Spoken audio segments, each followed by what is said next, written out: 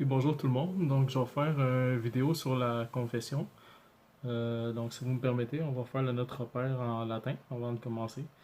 Donc Pater Noster, qui es in celis, sanctificetur nomen tuum, adveniat regnum tuum, fiat voluntas tua, sicut in cielo et in terra. Panem nostrum quotidianum da nobis hodie, et dimitte nobis debita nostra, sicut et nos dimittimus debitoribus nostris, et ne nos inducas in tentationem, sed libera nos a malo. Amen. Donc, le premier passage que je pourrais indiquer ici, c'est Jérémie 17,5. Ce que ça dit en fait, maudit soit l'homme qui se confie dans l'homme, qui prend la chair pour son appui et qui détourne son cœur de l'Éternel. Donc, mais en fait, ce qu'il faut comprendre de ce passage, ce qui dit en fait qu'un homme, si un homme dit le contraire de ce que Dieu dit, qu'il faut pas le suivre dans le fond, parce qu'il détourne notre cœur de Dieu. Donc, mais les prêtres catholiques, eux, ils ont confiance en Dieu, ils nous amènent vers Dieu. Donc, des fois, des chefs religieux de d'autres religions, en fait, ils peuvent mettre leur confiance en leur chef, justement, et non en Dieu. Donc, c'est important de rappeler le point important, c'est que à la confession catholique, oui, il y a une confession à l'homme, mais c'est pas dans le but de détourner son cœur de l'Éternel. C'est au contraire, c'est suivre le commandement que Dieu a donné, en fait, de confesser ses péchés les uns les autres, pour qu'ils puissent être pardonnés. Donc, si on continue dans l'Ancien Testament, on a Lévitique 5, 5 à 8. C'est donc qui se rend coupable de l'une de ces choses fera l'aveu de son péché. Donc, il faut faire l'aveu de son péché. Puis, il offrira en sacrifice de culpabilité à l'Éternel pour le péché qu'il a commis. Une femelle de menu bétail, une brebis ou une chèvre, comme victime expiatoire. Et le sacrificateur fera pour lui l'expiation de son péché. Donc, le sacrificateur, si vous voulez, c'est le sacerdoce ou le prêtre de ce temps-là. Donc, c'est pas n'importe qui peut faire ça. L'autre chose, après, s'il n'a pas de quoi se procurer une brebis ou une chèvre, il offrira en sacrifice de culpabilité à l'Éternel pour son péché 2 tourterelles ou 2 jeunes pigeons. L'un comme victime expiatoire, puis l'autre comme holocauste. Donc, il les apportera au sacrificateur. Donc, comme on a dit, c'est pas n'importe qui peut faire ça. C'est un sacerdoce et un prêtre, en fait, un sacrificateur, qui sacrifiera d'abord celui qui doit servir de victime expiatoire. Le sacrificateur, donc le sacerdoce ou le prêtre, lui ouvrira la tête avec l'ongle près de la nuque, sans la séparer. Donc, des fois, il y a certains chefs religieux d'autres religions qui peuvent abuser puis dire, par exemple, il faut payer la dîme, sinon la malédiction viendra sur toi ou sur vous. Donc, ça, c'est des choses justement qui détournent de l'Éternel. C'est pas le message de Dieu en fait. Donc, le monde, la dîme, ça a toujours été pour les pauvres. Puis Saint Paul il a dit aussi, là, vous pouvez voir, j'ai fait d'autres vidéos là-dessus. C'est selon le cœur, selon la disponibilité de chacun. Là. C'est pas quelqu'un qui est endetté puis ça détend encore plus. Là, t'sais. Donc, Lévitique 5, 17, 18.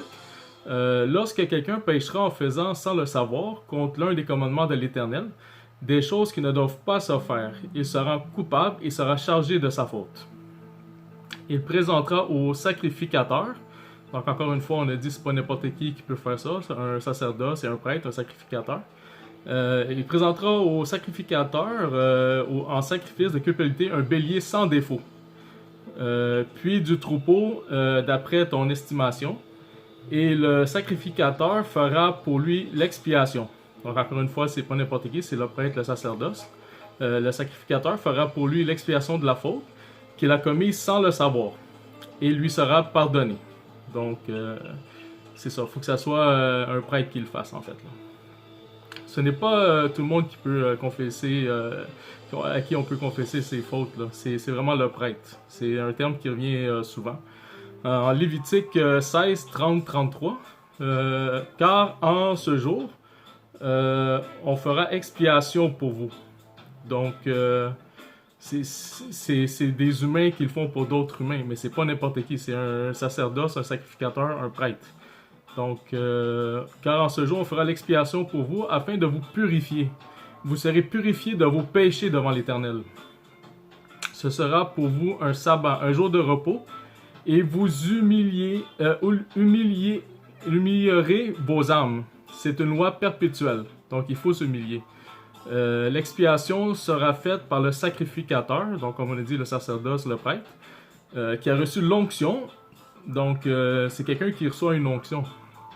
Il reçoit, c'est pas n'importe qui, là, encore une fois, donc, et qui a été consacré pour succéder à son père dans le sacerdoce. Donc on lit bien sacerdoce, sacrificateur, prêtre.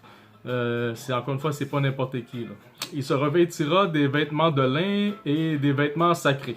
Donc des fois on se demande pourquoi le pape, le prêtre, les évêques sont habillés de telle ou de telle manière.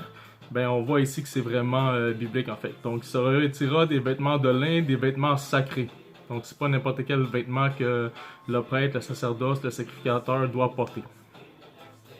Ensuite, il fera l'expiation pour le sanctuaire de sainteté. Il fera l'expiation pour la tente d'assignation et pour l'autel. Donc l'autel, c'est un terme important dans l'Ancien Testament qui est toujours présent. Les catholiques l'ont gardé, c'est là qu'on fait l'Eucharistie en fait. Donc d'autres religions ont enlevé l'autel. Ils font peut-être des lectures, mais ils ont plus le sacrifice en fait, là. Donc de l'autel. Et il fera expiation pour les sacrificateurs et pour tout le peuple de l'Assemblée. Donc il y a même pour les sacrificateurs. Donc que ce soit le pape, les évêques, le prêtre, tous doivent se confesser. Donc, puis pour tout le peuple de l'Assemblée, donc pour toute l'Église, tous les membres de l'Église doivent se confesser les uns les autres. Donc bien sûr, à un prêtre, il ne faut pas dire quelque chose que j'ai pas dit. Donc, faut pas cacher, dissimuler, renier ses péchés. On lit en Proverbe 28, 13, celui qui cache ses transgressions ne prospère point, mais celui qui les avoue, donc elle voit à qui, c'est sûr, un prêtre, un sacrificateur, un sacerdoce, et les délaisse obtient miséricorde. Celui qui cache ses transgressions ne prospère point, mais celui qui les avoue, mais disons que si quelqu'un là, donc celui qui cache ses transgressions ne prospère point, celui qui les avoue, il les délaisse obtient miséricorde. Mais disons, Jésus-Christ il est venu pour qui? Il est venu pour les pécheurs en fait. Donc si quelqu'un dit moi je pêche pas, ben c'est qu'il n'y a pas besoin de Jésus là. Donc c'est important de faire attention à ça. Puis Dieu il connaît déjà nos péchés.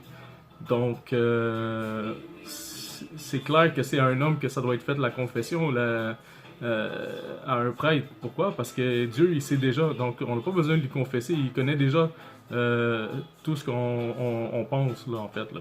Tu sais, c'est Dieu. Donc faut le dire au sacerdoce, au sacrificateur, au prêtre. Donc ça c'est un point qui est très important. Vous voyez que c'est très présent partout là, dans l'Ancien Testament. Donc c'est pas quelque chose qui a été nouveau avec Jésus. Mais si vous voulez, on peut regarder un petit peu dans le Nouveau Testament aussi. Donc en Marc 1, 4, 5, qu'est-ce qu'on lit? Tout le monde allait voir Jean-Baptiste pour lui confesser leurs péchés.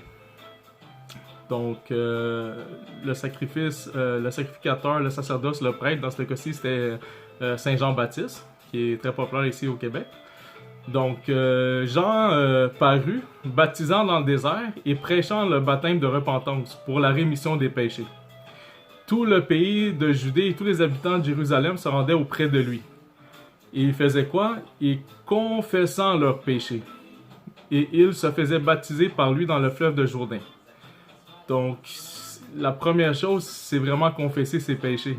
C'est ça qu'il disait, dans le fond, dans le Nouveau Testament même.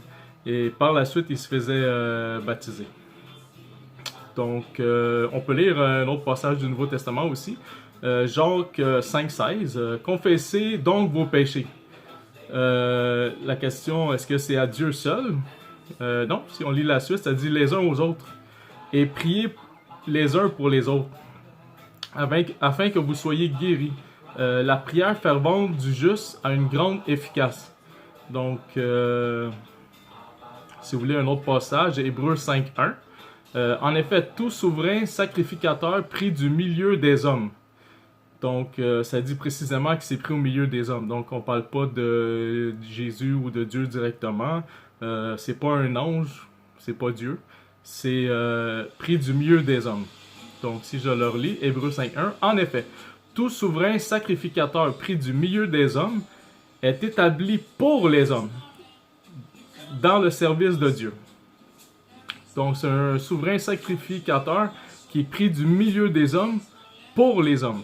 Donc, c'est ça, ça dit précisément que c'est un sacerdoce, c'est un prêtre qui est pris du milieu des hommes, qui est établi pour les hommes.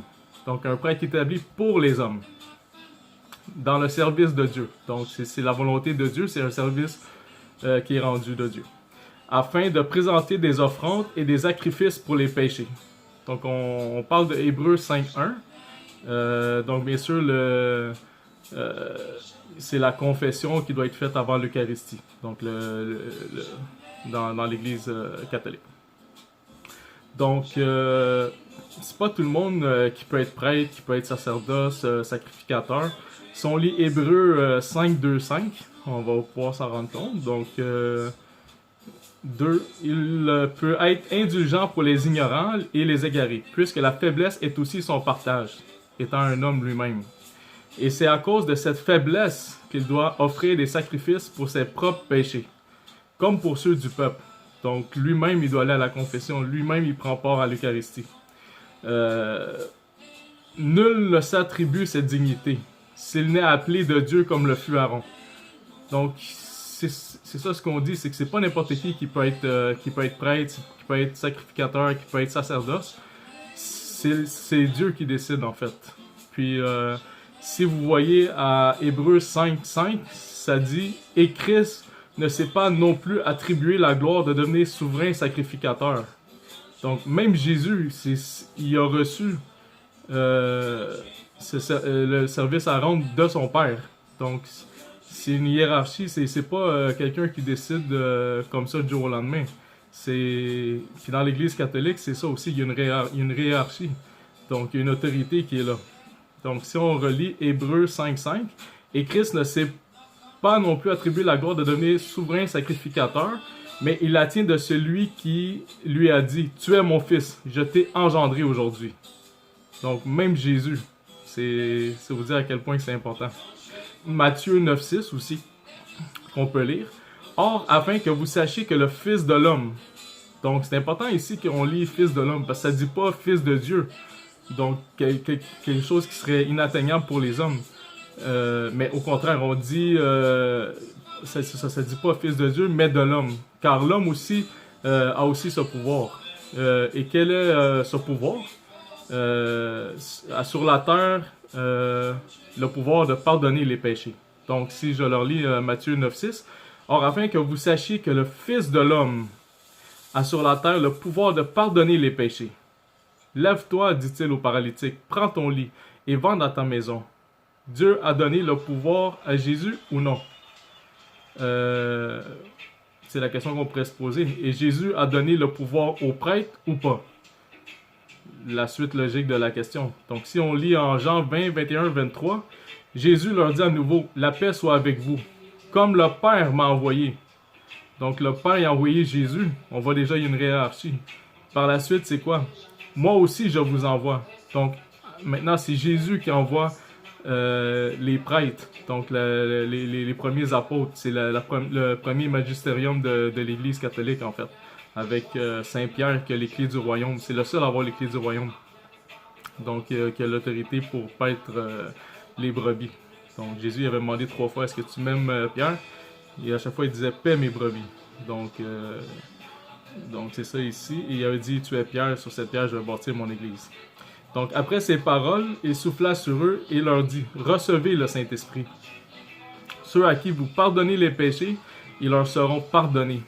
Et ceux à qui vous les retiendrez, ils leur seront retenus. » Donc, on voit ici que c'est vraiment important. C'est vraiment ce que Jésus il demandait, en fait, qu'on fasse, là, en fait, la confession auprès d'un prêtre. Puis disons, si on lit ce qu'un un chrétien du premier siècle a dit, en fait, il connaissait, si on parle de Saint Ignace d'Antioche, c'est le troisième évêque d'Antioche. Après Saint Pierre, il a connu Jean. Et dans la tradition catholique, on l'appelle aussi Théophore. Donc, Jésus il a pris un enfant puis il l'a béni. Donc, c'est lui, Saint Ignace d'Antioche. La confession à un prêtre, donc, c'est lui ce qu'il dit dans la lettre aux Philadelphiens. C'est pour tous ceux qui se repentent. Le Seigneur accorde le pardon. S'ils se trouvent vers l'unité de Dieu dans la pénitence et en communion avec l'évêque. Donc, c'est très important. Même les premiers chrétiens des premiers siècles ont toujours cru à la confession à un prêtre. Donc, ou à l'évêque directement ou au pape. Donc, c'est quelque chose qui est très important. Puis, que je vous invite à rechercher la vérité. Donc, peut-être lire les passages bibliques par vous-même. Merci. Passez une bonne journée.